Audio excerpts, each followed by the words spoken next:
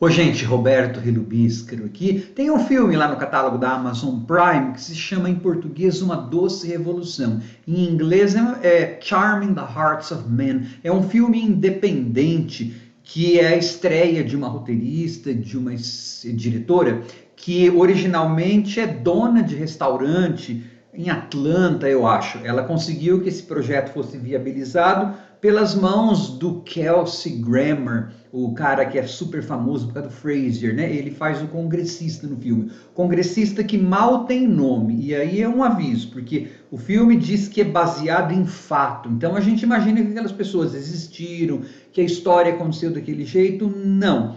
É tudo ficcionalizado. O fato, na verdade, é que em 1964, quando foi assinado lá a Carta dos Direitos Civis, a legislação dos direitos civis, foi acrescentado a palavra gênero, além da palavra etnia, além da palavra raça, tá? Agora, aquele senador, por exemplo, que mal tem nome, aquele congressista que mal tem nome, ele foi, assim, levemente inspirado em um congressista do Sul mesmo, tem até um nome, mas assim, a gente não sabe se a história foi daquele jeito. Uma tal de Grace Gordon, a gente não sabe se ela existiu, é uma ficcionalização, tá? Isso é bastante importante porque esse filme, ele é muito bem ambientado, né? Ele é ambientado nos anos 60, em 1963, logo depois do assassinato do Kennedy. Então o Lyndon Johnson é presidente.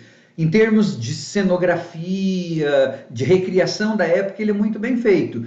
Tão bem feito que às vezes parecia um filme feito em outra época, né? De tão junta tribos, de tão doce que ele e às vezes nem funciona tanto para o tema. Não vou detonar o filme, mas ele toma uns atalhos que são complicados para a gente não observar, esses atalhos tecnicamente, né? Mas antes de continuar, gostaria de convidá-los a se inscreverem no canal Robertando, curtir os vídeos, compartilhá-los, eu agradeço bastante.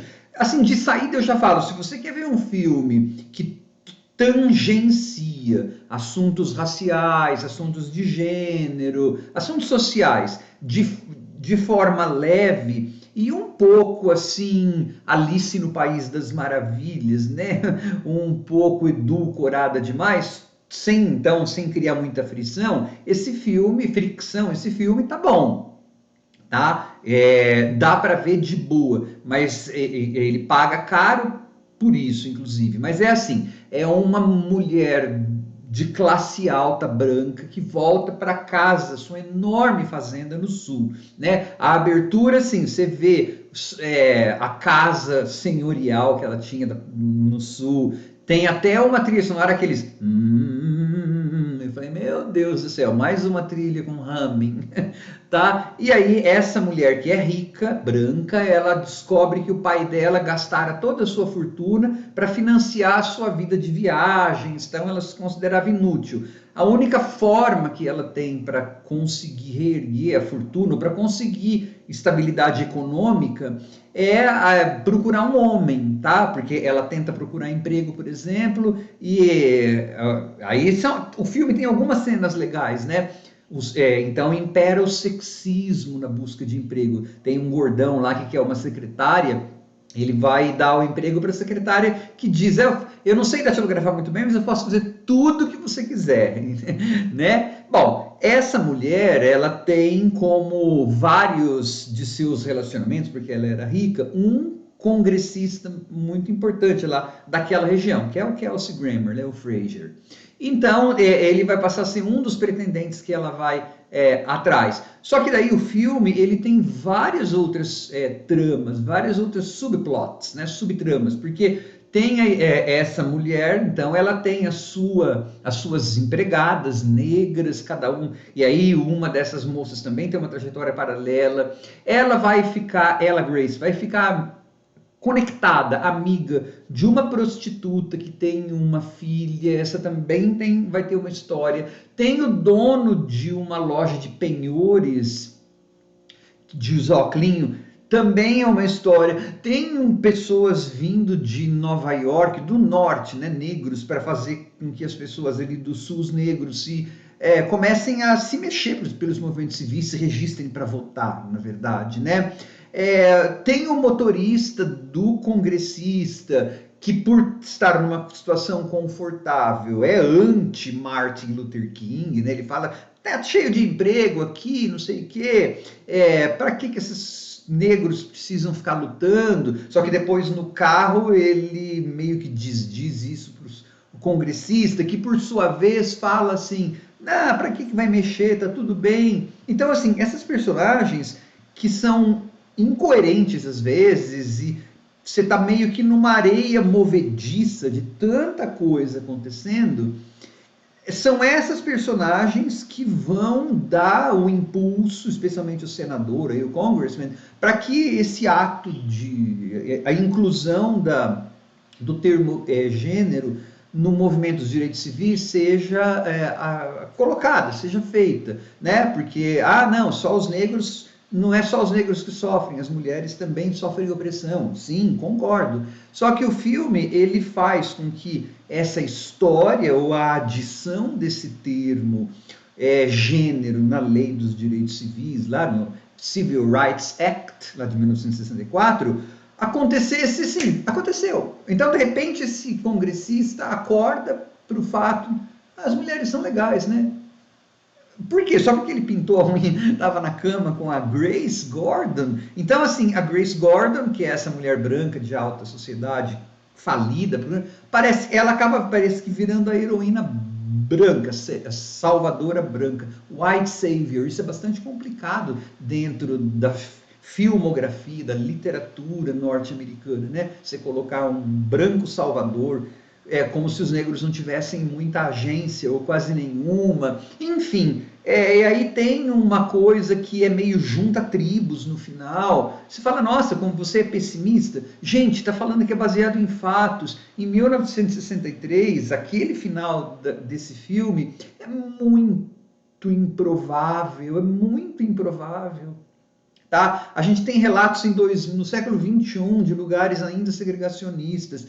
Eu não vou contar o final, né? Mas, enfim, aquele final junta mesas assim, eu falei, Então ele é um filme que ele tangencia esses assuntos, mas se você tem que ser um pouco ingênuo demais, eu acho, para acreditar que as coisas aconteceram daquela forma e de que não tenha havido tensão, né? E de que os interesses tenham sido tão fáceis, interesses e arestas tenham sido tão facilmente podados, né? A gente sabe que não, porque a gente vê violência policial contra negros, a gente vê que as estatísticas ainda são grandes. Então, o filme ele está operando em um mundo de fantasia, em grande parte, tá? Ele tem o seu mérito, acho que eu falei no começo do filme, né, que não ia do vídeo, não ia detonar. Só que ele paga um preço, né, por ter essa coisa assim, todo mundo tem boa vontade, parece que isso que quer dizer, não funciona muito assim. E a realidade histórica da época provou, inclusive, que não, né?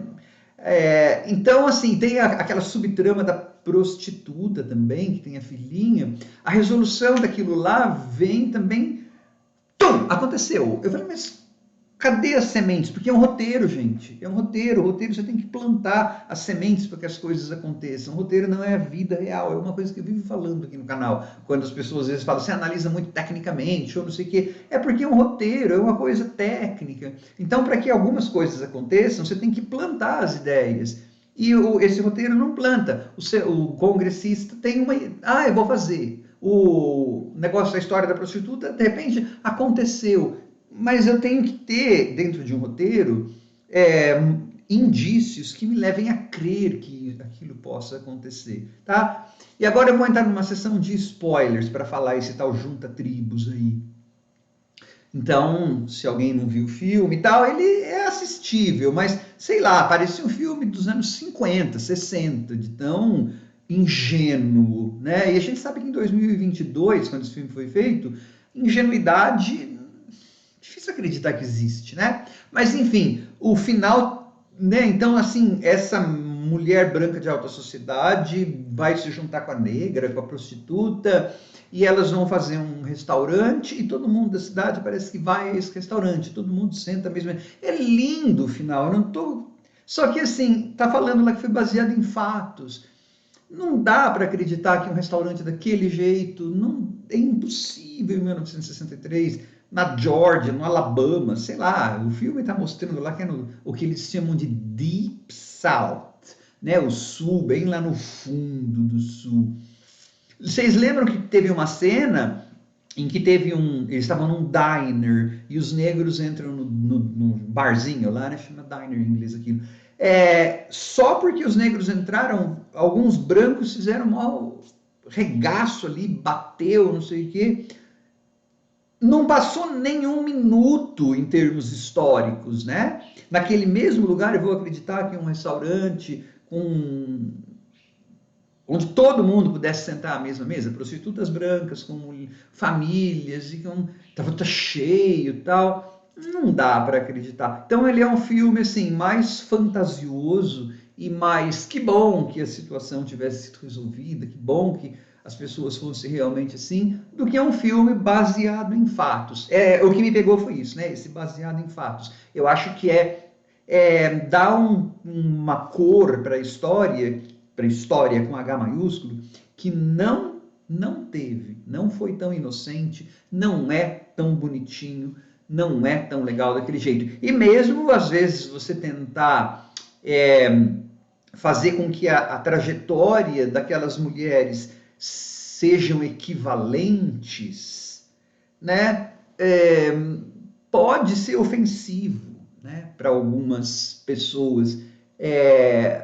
O fato de uma mulher, para poder resolver seus problemas, ter acesso a um congressista, já a coloca em uma situação de vantagem em relação à outra, né? Sei lá, como se eu fosse disputar uma vaga, né, de salva-vidas na praia, sendo albino e não enxergando nada. Não ia ser uma coisa de igualdade. Então, porque vocês ficam chorando, não sei o que, não. A realidade se prova bem diferente quando a gente está nas peles, né, das pessoas que faltam alguma coisa. E nesse filme aí tem a prostituta, tem a negra, né? O fato delas não terem acesso a um congressista já as coloca historicamente em desvantagem. E aí então é que entra. Nada contra a Grace. Eu adorei a personagem, a Anna Friel está bastante bem no papel. O senador lá, o congressista, também está bem, tiozinho Kelsey Grammer, né, uma coisa assim. Só que é muito perfumado, né? Esse é o meu probleminha com esse Uma Doce Revolução. É um filme doce para assistir, mas com vários gramas de sal, né, como a gente diz em inglês. Tchau.